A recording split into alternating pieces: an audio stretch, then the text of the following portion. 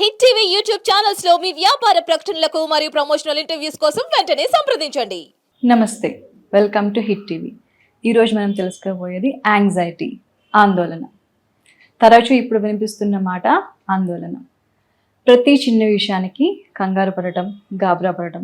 ఈ ఆందోళన యొక్క మానసిక లక్షణాలు ఎలా ఉంటాయంటే బాగా కంగారుగా ఉంటుంది, భయంగా ఉంటుంది, చిరాకుగా ఉంటుంది, అంటే ఫ్రస్ట్రేషన్ ఎక్కువ ఉంటుంది.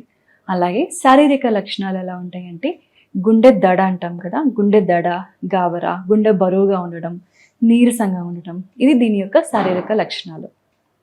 అయితే ఈ ఆందోళన ప్రతి చిన్న విషయానికి మనం పడుతూ ఉన్నాం అనుకోండి, ముందు మన చుట్టూ ఉన్న వాళ్ళకి అర్థమవుతుంది, నిదానంగా మనకు కూడా అర్థమవుతుంది ఎందుకు ఇలాంటి చిన్న విషయాలకు కూడా ఆందోళన పడుతూ ఉన్నాము అని.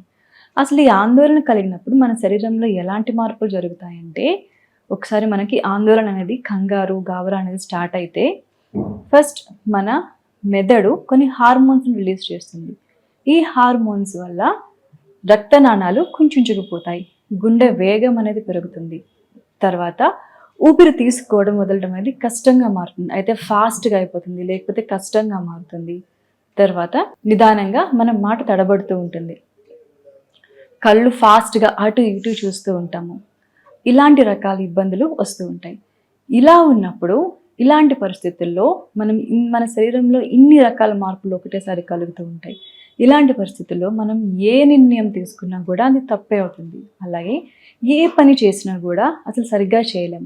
1 గంటలో అవ్వాల్సిన పనులు 4 గంటలు, 5 గంటలు కూడా పడుతుంది కొన్నిసార్లు ఈ ఆందోళన వల్ల. ఎందుకంటే సమయస్ఫూర్తి అనేది అసలు ఉండదు, క్రియేటివ్గా ఆలోచించే విధానం అనేది కూడా అసలు ఉండదు. కాబట్టి ఈ ఆందోళన వల్ల ఇన్ని రకాల నష్టాలు ఉన్నాయి. మనకి శారీరకంగానే కాదు, మానసికంగా కూడా చూసాం కదా, ఇన్ని రకాల నష్టాలు ఉన్నాయి. ఎప్పుడైనా 1 రోజు 2 రోజులు అనుకుంటే పర్వాలేదు. అలాగే ఈ ఆందోళన ప్రతిరోజు వచ్చిందనుకోండి, ఎంత నష్టం కలుగుతుంది. మానసికంగా మనం వీక్ అయిపోతాం, ఏ పని చేయాలన్నా భయం, కంగారుగా ఉంటుంది. అలాగే శారీరకంగా కూడా ఇబ్బందిగా ఉంటుంది. కాబట్టి ఈ ఆందోళన కంట్రోల్లో ఉండాలి అంటే మనం కొన్ని టిప్స్ ఫాలో అవుదాం. ముందుగా ఏంటి అంటే, మన అందరికీ తెలిసిందే ఈ ఆందోళన గురించి ఒక చిన్న టిప్. ఫస్ట్గా ఏంటంటే, మనం చిన్నప్పుడు ఏదైనా స్పెల్లింగ్ మిస్టేక్ రాసినప్పుడు మన టీచర్స్ దాన్ని ఒక 5-10 సార్లు రాయమని ఇంపోజిషన్ ఇస్తారు. ఎందుకలాగా? ఆ మిస్టేక్ మళ్ళీ ఏ సందర్భంలో ఎక్కడైనా మళ్ళీ మనం ఆ స్పెల్లింగ్ రాయాల్సి వచ్చినప్పుడు ఈజీగా ఎలాంటి మిస్టేక్ లేకుండా రాస్తాం.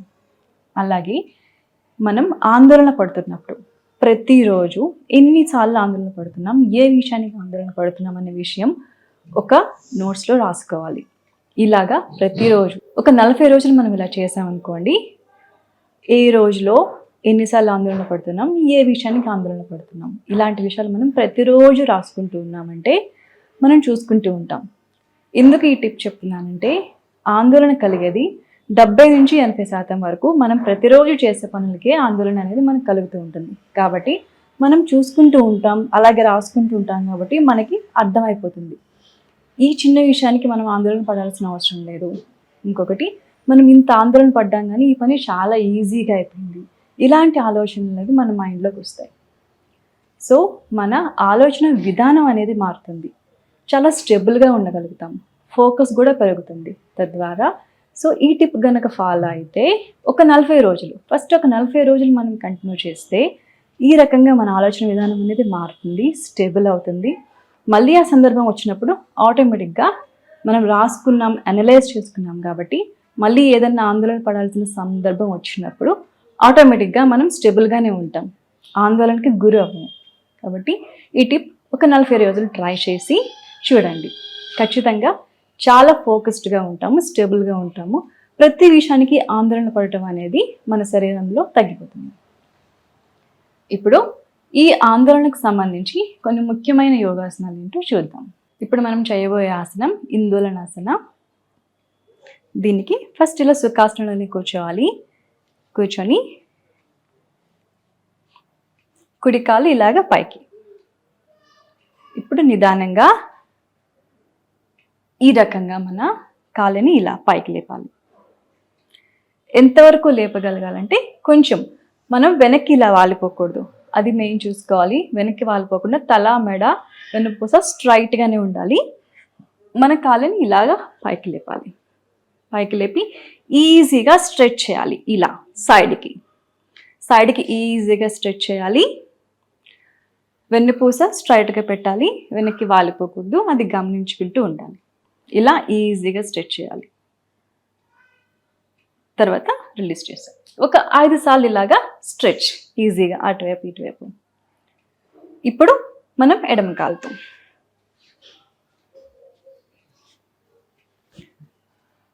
ఎడమ కాలు ముందు ఇలా పైకి పెట్టుకోవాలి, తల మెడ స్ట్రైట్గా పెట్టాలి. ఈ ఎడమ కాలుని కూడా ఇలా ముందు పైకి, ఎంతవరకు పైకి లేపగలమో చక్కగా నిదానంగా అంతవరకు ఇలా పైకి లేపి ఇలా ముందుకి ఇలా స్ట్రెచ్ చేయాలి ఈజీగా. ఒక 5 సార్లు వరకు ఇలా చేయొచ్చు. తర్వాత నిదానంగా కిందకి దించేసేయాలి. మళ్ళీ సుఖాసనంలోకి వచ్చేయాలి.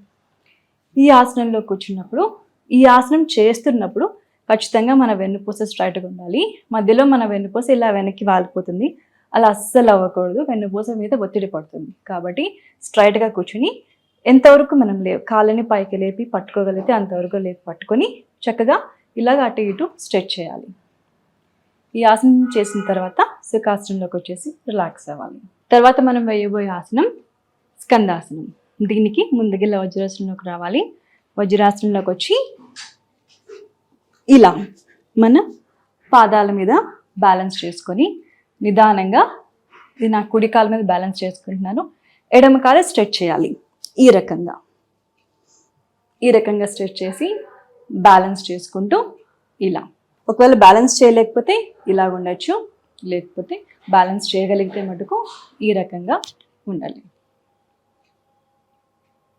తర్వాత మళ్ళీ అంతే నిదానంగా కాలు ఇలా ఈ పొజిషన్లోకి వచ్చి వజ్రాసనంలోకి ఇలా వచ్చేయాలి. ఇప్పుడు ఇదే ఆసనం మనం ఎడమ కాలుతో వేస్తాం. ముందుగా ఇలాగ వజ్రాసనంలోకి రావాలి. పాదాల పైన బ్యాలెన్స్ చేసుకుంటూ కుడి కాలుని ఇలా స్ట్రెచ్ చేయాలి. ఇలా స్ట్రెచ్ చేసి నిదానంగా బ్యాలెన్స్డ్గా ఉండగలిగితే చక్కగా ఇలాగా ఈ రకంగా మళ్ళీ నిదానంగా రిలీజ్ చేయాలి. ఇలా రిలీజ్ చేసి వజ్రాసనంలోకి వచ్చేయచ్చు. వజ్రాసనంలో నుంచి సుఖాసనం, లేకపోతే ఇలాగా దండాసనం. దండాసనంలోకి వచ్చి ఇలా రిలాక్స్ అవ్వాలి.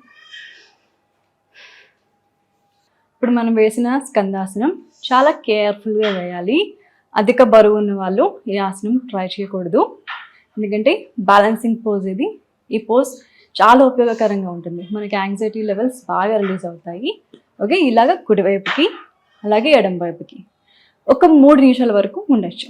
బ్యాలెన్స్ చేసుకోగలిగితే మాత్రమే మనం హ్యాండ్స్ ఇలా లాక్ చేయాలి, లేకపోతే చేతులు ఇలా కింద పెట్టి ఫస్ట్ బ్యాలెన్స్ చేసుకోవడం అలవాటు చేసుకొని ఆ తర్వాత మనం చేతులు లాక్ చేసుకోవాలి.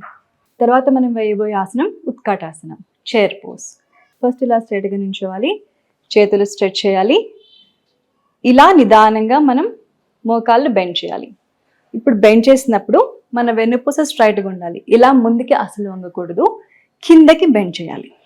ఇలా బెండ్ చేసి ఈ రకంగా మోకాళ్ళు కొంచెం బెండ్ చేయాలి. ఈ పోజ్లో బ్యాలెన్స్ చేసుకోవాలి. ఒక 3 నిమిషాల వరకు ఈ పోజ్లో ఉండొచ్చు. తర్వాత నిదానంగా మా నార్మల్ పొజిషన్కి వచ్చేసేయాలి. ఈ పొజిషన్ ఒక 5 సార్లు వరకు చేయొచ్చు. పోజ్లోకి వెళ్ళినప్పుడు ఒక 3 నిమిషాల వరకు బ్యాలెన్స్ చేసుకోవచ్చు. ఇవి 3 పోజ్లు. ఈ 3 ఆసనాలు చక్కగా చేసుకోవచ్చు, ప్రతిరోజు చేసుకోవచ్చు. అధిక బరువు ఉన్న వాళ్ళు, కొంచెం వెన్నుపూస ప్రాబ్లమ్స్ ఉన్న వాళ్ళు, హార్ట్ ప్రాబ్లమ్స్ ఉన్న వాళ్ళు ఇలాంటి ఆసనాలు చేయకూడదు. దీనికి సంబంధించిన ప్రొఫెషనల్ సలహా తీసుకుని మాత్రమే చేయాలి. మరొక మంచి వీడియోతో మళ్ళీ కలుద్దాం.